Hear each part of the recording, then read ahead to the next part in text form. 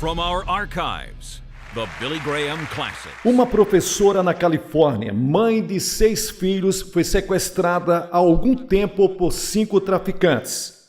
Ela foi esfaqueada 20 vezes nas costas. Seus captores disseram para a polícia que eles eram feiticeiros, que são bruxos e que eram adoradores do diabo.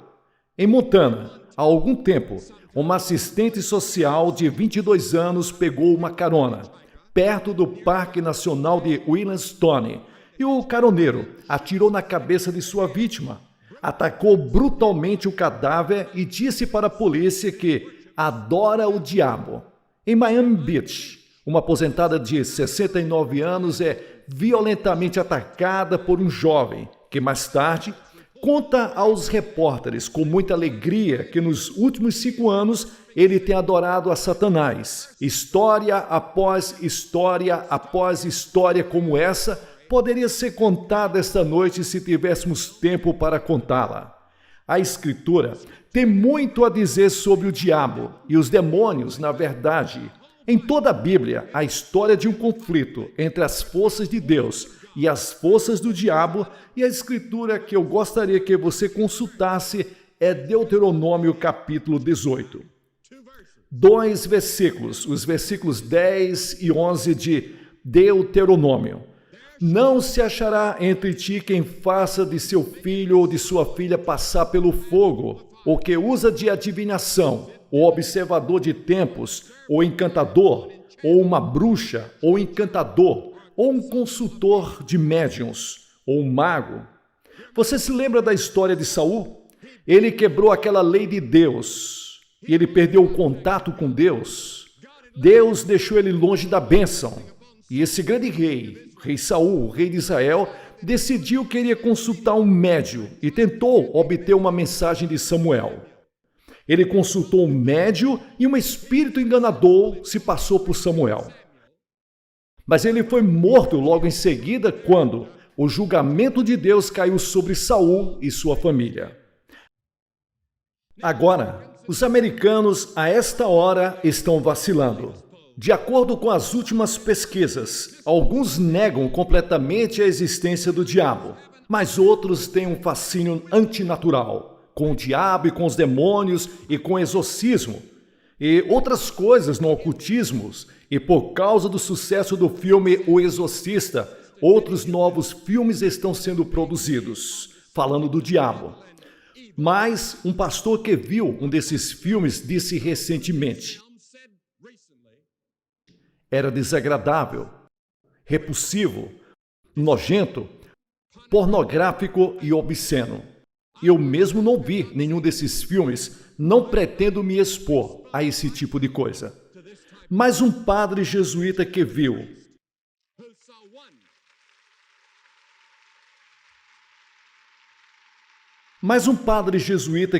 um desses filmes disse em sua pesquisa entre os estudantes universitários que a maioria dos alunos que viram os filmes gostariam de nunca tê-los visto.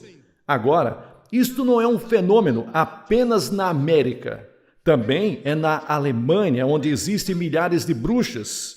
Também está na Grã-Bretanha.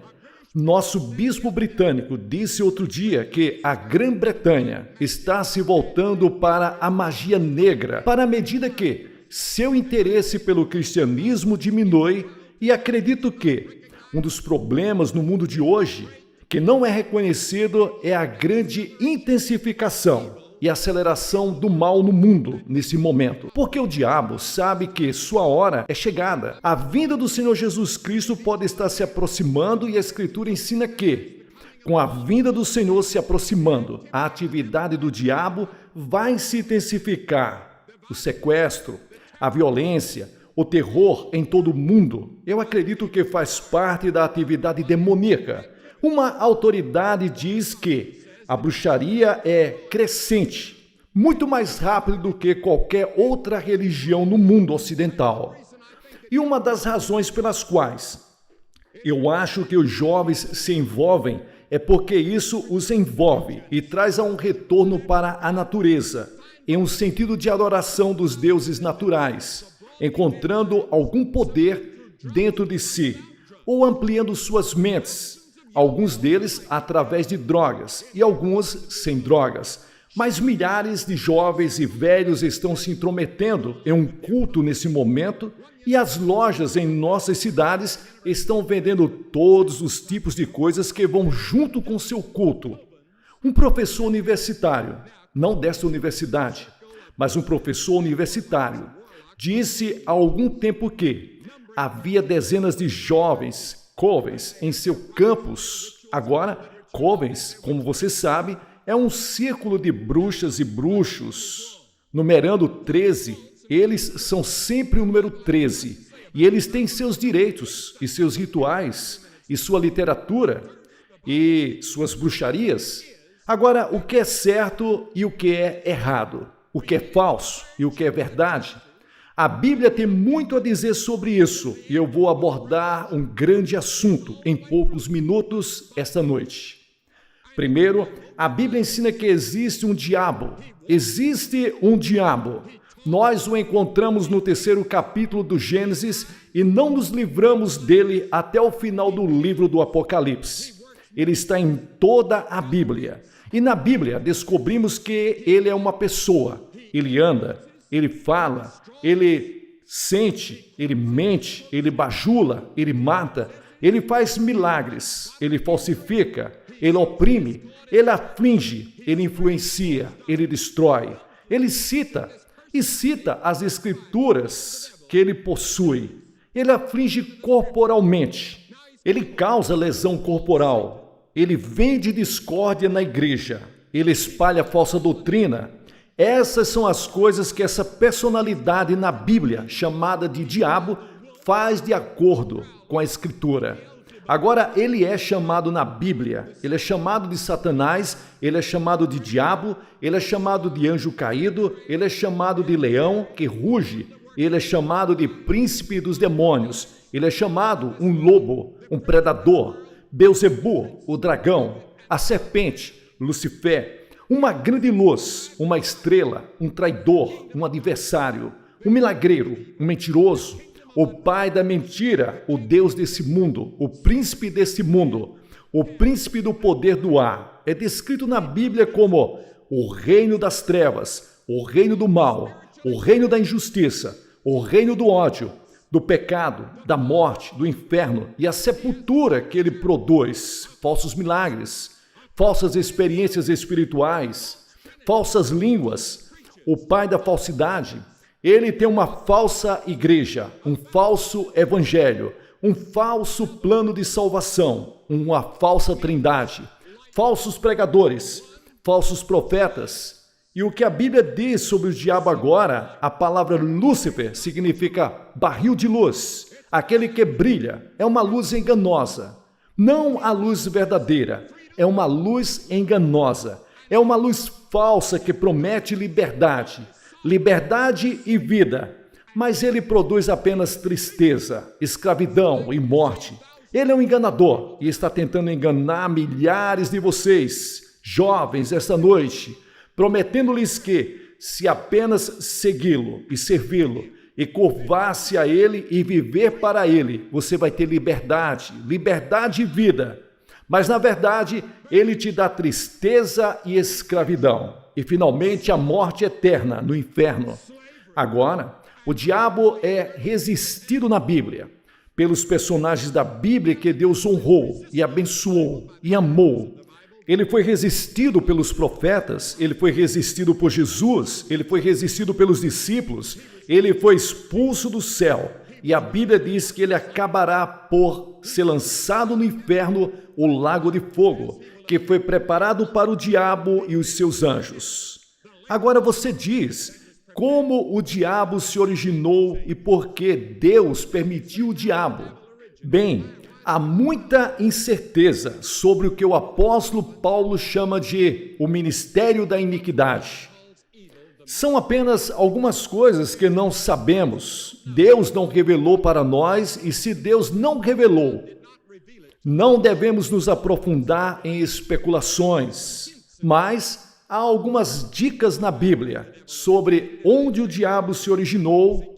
No capítulo 14 de Isaías diz: como caísse do céu, ó Lúcifer, filho da manhã, jogado no chão, porque disseste no teu coração, 5 vezes vou me colocar acima da vontade de Deus, contra a vontade de Deus.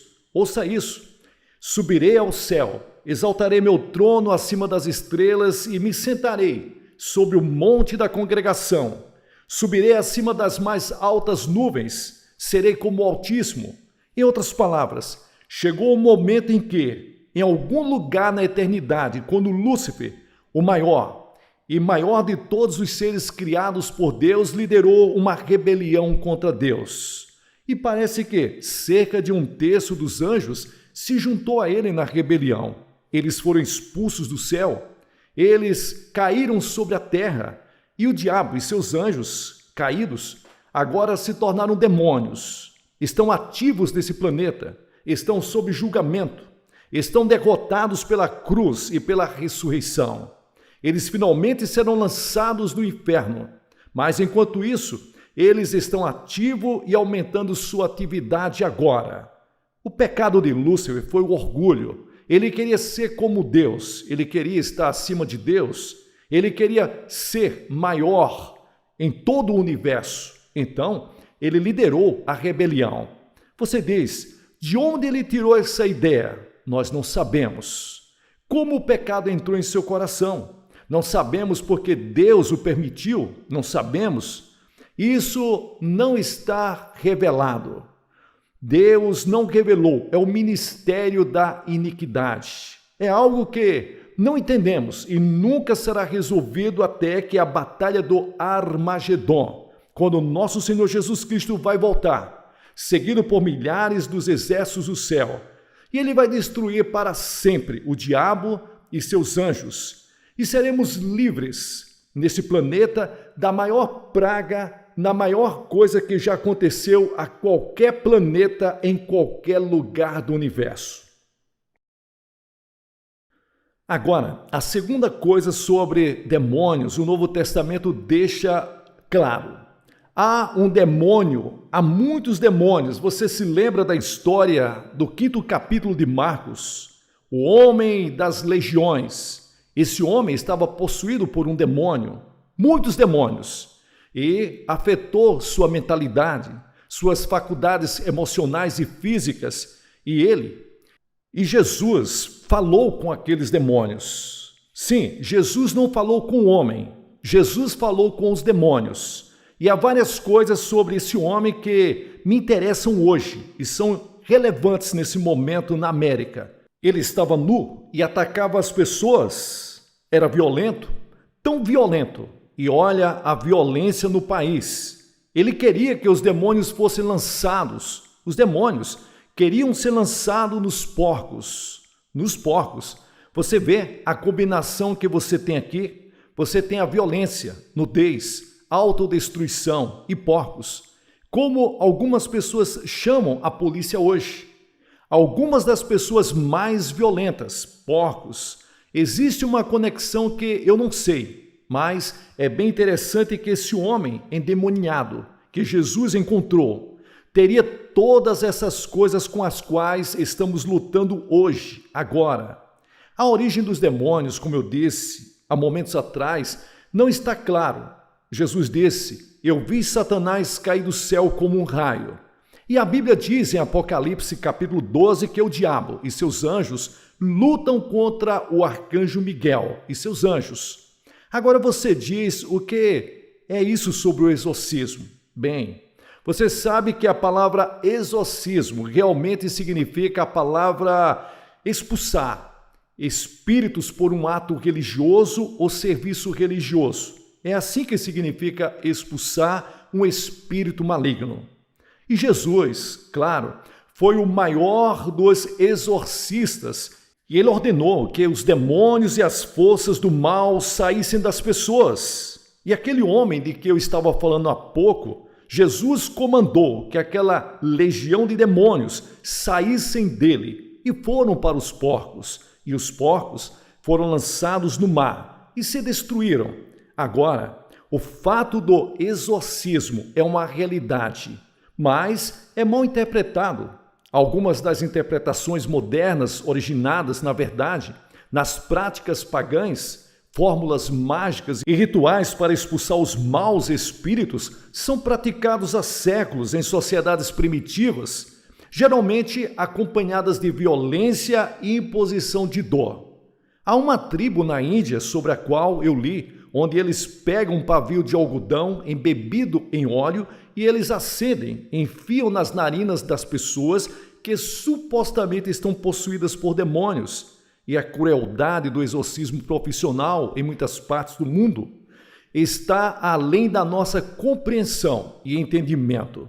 Agora, Mateus, 8º capítulo, nos diz que quando os discípulos trouxeram a Jesus muitos endemoninhados, ele expulsou os espíritos não com um longo ritual, como estamos sendo informados hoje, mas por uma palavra sua.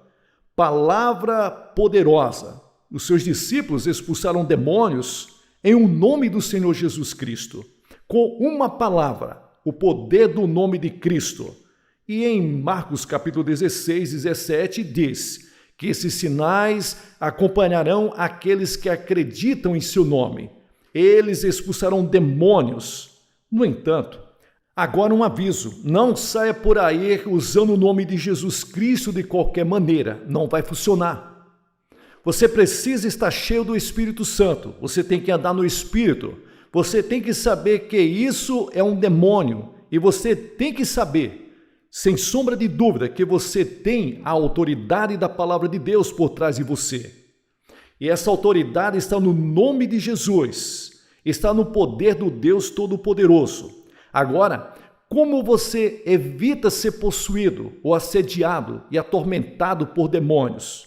Você vê que os demônios têm influência apenas, sim, isso é o que diz, e eu repito, um cristão. Somente quando você está andando em algum pecado, se você permitir que um pecado, além de assediar, tome conta de você, você abriu o caminho para os demônios em sua vida. Enquanto caminhamos com Cristo, se você é um cristão, e você está andando no Espírito, e Deus está com você, e todos os pecados conhecidos foram confessados, você está em comunhão com Cristo.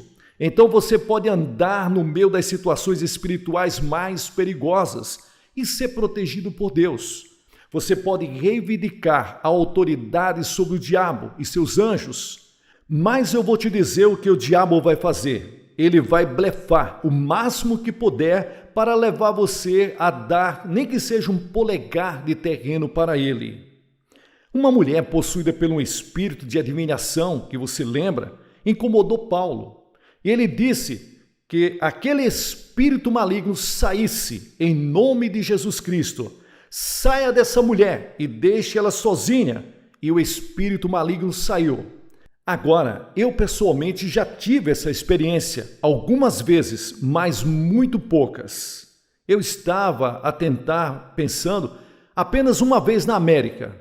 Lembro-me 2 vezes na Índia. Lembro-me uma vez na África. E uma vez no Extremo Oriente, 2 vezes no Extremo Oriente, e em cada ocasião, de forma muito interessante, a pessoa envolvida usa as mesmas 3 palavras: eu sou livre. Cristo pode te libertar, mas não é como um ritual, não é feito como a maneira como está sendo retratado, é feito em nome do Senhor Jesus Cristo. E cada crente, cada cristão, tem o direito de rezar essa oração com uma pessoa que está em problemas. Agora, muitas coisas que achamos de possessão demoníaca e não são possessões demoníacas. Por exemplo, problemas mentais não são causados por demônios. Alguns podem ser, mas muitos não são. E por isso tem que ter discernimento, que só o Espírito Santo pode lhe dar sobre o que é atividade demoníaca e o que é atividade normal ou da própria natureza. E você diz, como vencemos os demônios quando eles nos incomodam e nos perseguem? Eu quero que você ouça isso. Eu tenho a certeza que todos os verdadeiros crentes não são possuídos por demônios. Verdadeiramente, um verdadeiro crente, ele pode ser atormentado, pode ser perseguido, pode ser assediado por um demônio, mas não acredito que a Escritura ensina que você pode ser possuído por um demônio. Satanás encheu o coração de Judas, encheu Ananias e Safira, que não eram crentes professos. Mas você tem certeza que conhece a Cristo? Você sabe que Cristo vive em seu coração? Você já recebeu Jesus? Venha a Cristo essa noite, enquanto pode. Como Bill Cepeda disse que faz 5 anos atrás, e Mike disse que faz 3 anos atrás. Venha a Cristo, entregue sua vida a Ele e tenha certeza disso. E você vai ter um poder vivendo dentro de você, que é maior do que aquele que está no mundo. O poder do Espírito Santo, o poder de Deus em sua vida, e você pode resistir ao diabo. A Bíblia diz, e ele fugirá de vós. A segunda coisa que eu desejo é que você seja cheio do Espírito Santo. A Escritura diz que não se embriague com vinho, mas encha-se do Espírito Santo. Eu quero pedir a você esta noite como um crente. Você está cheio do Espírito Santo? Você pode ser preenchido não através de algum êxtase emocional. Você pode ser preenchido por um simples ato de fé. Como você recebeu a Cristo? Você recebe o poder da fé. Tudo em você se torna completamente cheio. E você pode dizer, estou cheio do Espírito Santo. Com o Espírito Santo pela fé, você vê no momento em que você recebe a Cristo, o Espírito Santo passa a residir em seu coração e conforme você entrega tudo a Ele, Ele está mudando a sua vida, Ele está enchendo você e você passa a produzir os frutos. Agora, todo cristão tem os dons do Espírito. Você tem um dom. Não me importa quem você seja e quão humilde você é como crente. Você tem um dom e deveria estar utilizando esse dom no corpo de Cristo. E você deveria estar utilizando esse dom em testemunhar para Cristo. Mas o fruto do Espírito é algo diferente. O fruto do Espírito é diferente dos dons do Espírito. O fruto do Espírito é produzido por o Espírito Santo, amor, alegria, paz, longanimidade, gentileza, bondade e assim por diante, que é produzido pelo Espírito Santo. Agora, se você está vivendo no Espírito, produzindo o fruto do Espírito, cheio do Espírito Santo, Satanás não pode combater contra você. Deixe-me dizer-lhes que mesmo o menor pecado entristecerá o Espírito Santo e abrirá brechas para o ataque demoníaco. Jesus disse, nunca te deixarei, nem te abandonarei, não te deixarei. Agora, a terceira coisa, observe os esquemas do diabo. A Escritura diz, colocando toda a armadura de Deus, para que você possa resistir às astutas ciladas do diabo. Agora, o diabo vai explorar suas peculiaridades de personalidade, a concupiscência da carne, aquilo que é natural, os impulsos físicos. Você tem fome, como ele teve Jesus. E ele tentou Jesus quando Jesus estava com fome. O diabo sempre vem até você quando você está fraco, para tentá-lo e atormentá-lo e para incomodá-lo. Cuidado com aqueles momentos em que você está fraco. Quando você está com fome, ele também usa o desejo sexual. O sexo é um impulso poderoso que todos nós temos e o diabo usará se você der um único centímetro de terreno para ele. A Bíblia nos diz, a nossa luta não é contra a carne nem contra o sangue, mas contra as potestades do mundo tenebroso, contra os espíritos malignos do ar. Então a Bíblia diz, portanto, pegue a armadura de Deus, para que possais resistir no dia mau, e tendo feito tudo, ficar firmes. E então, a Bíblia descreve a armadura que devemos ter, e eu quero perguntar a você essa noite se você tem a sua armadura. Verifique primeiro, verifique o cinto.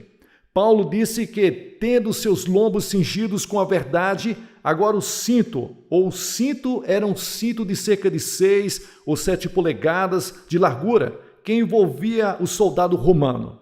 E o propósito, quando Paulo estava escrevendo isso em Efésios, ele estava em uma prisão romana e um guarda romano vigiava. Então, ele apenas olhou para o seu uniforme e viu ali as ilustrações de como nós, cristãos, deveríamos ser com o nosso cinto. Porque você vê, aquele cinto mantinha tudo no lugar. E Paulo diz, faça de tudo para viver na verdade. Em outras palavras, aprenda as Escrituras, aprender a palavra de Deus. Essa é a razão pela qual, quando as pessoas se apresentam para receber, nós damos a eles estudos bíblicos, nós os envolvemos nas Escrituras, levamos eles a ler a palavra, a memorizar as Escrituras. É assim que resistimos ao diabo.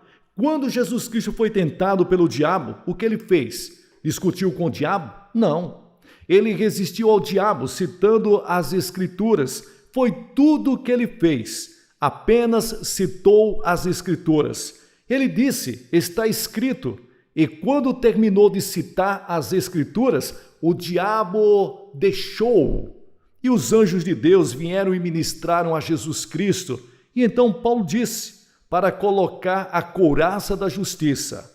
Agora, o peitoral era feito de bronze apoiado com pedaços duros de couro. E a couraça da justiça é o que recebemos de Jesus Cristo quando nós vimos para Ele, como nosso Senhor e Salvador, porque nossa justiça, nossa bondade são trapos imundos aos olhos de Deus.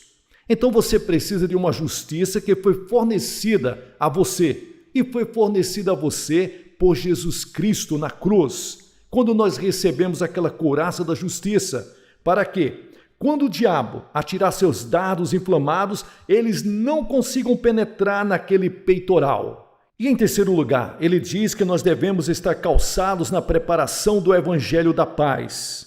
Agora, isso não significa sair apenas pregando o evangelho. Significa mais do que isso. Significa que você deve ter a paz de Deus em seu coração e serenidade, alegria, a felicidade que Cristo dá e deve estar em seu coração, para que, quando os problemas vierem, Satanás não seja capaz de chegar perto de você.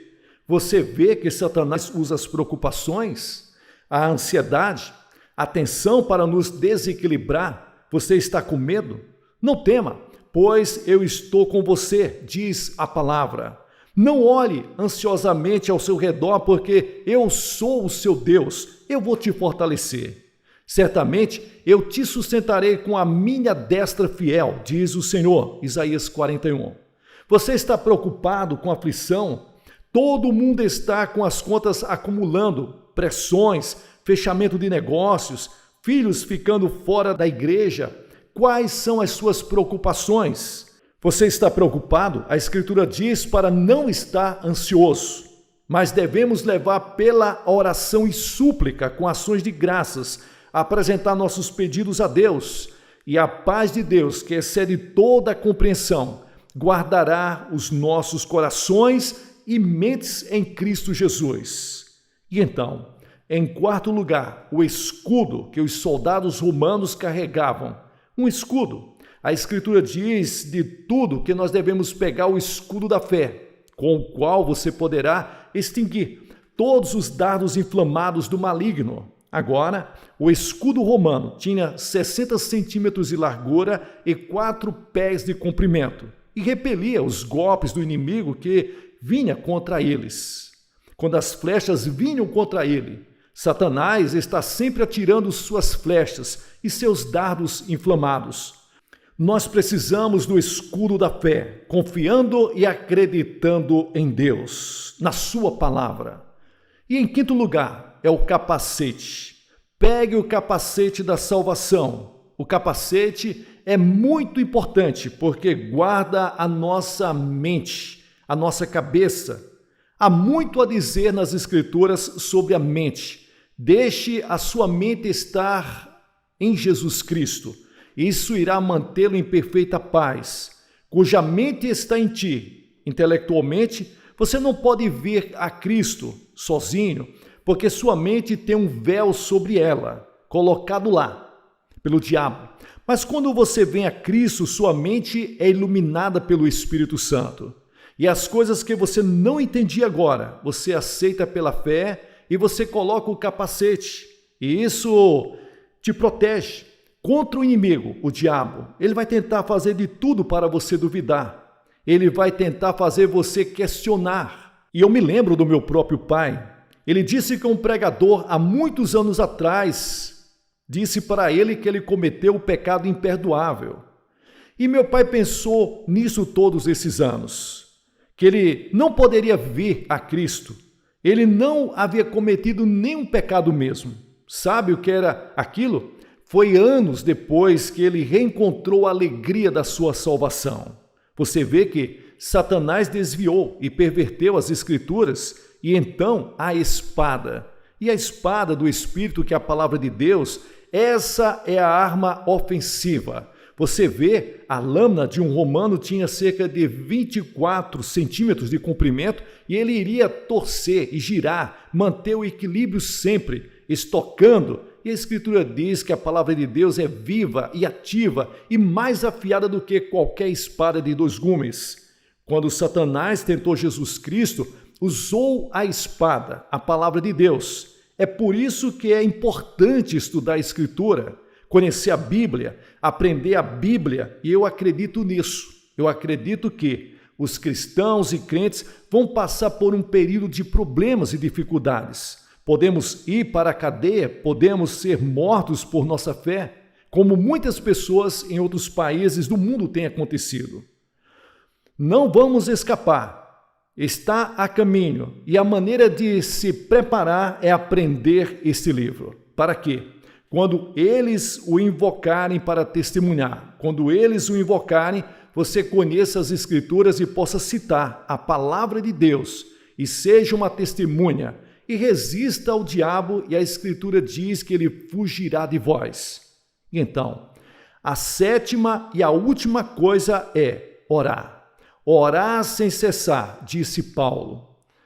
A oração e petição. Ore sempre no Espírito, orando no estudo da Bíblia. Verifique sua armadura, se está no lugar. Uma palavra final, a vitória final. O diabo e suas obras, e a morte, o inferno, a sepultura, serão anulados, lançados no inferno e destruídos, pois Jesus Cristo na cruz já conquistou toda a nossa vitória, em nome de Jesus Cristo.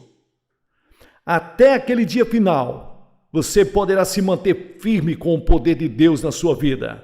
Pode haver muito sofrimento, muita luta, muita batalha, mas nós estamos do lado vencedor. E a Escritura ensina que Jesus Cristo ganhou a vitória, e eles o venceram pelo sangue do Cordeiro e pela palavra do seu testemunho.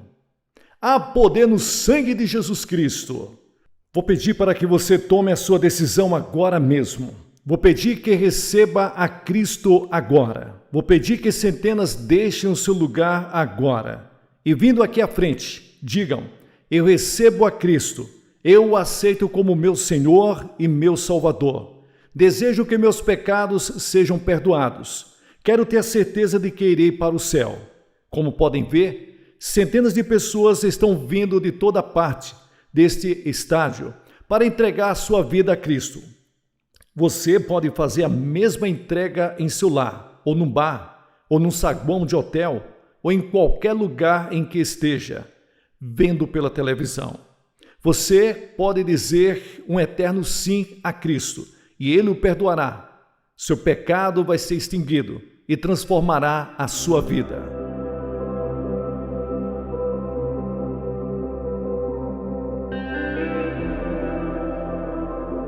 Pessoal, aqui é o pastor Gilson Soares, fazendo as dublagens do reverendo Billy Graham. Que Deus abençoe a todos vocês.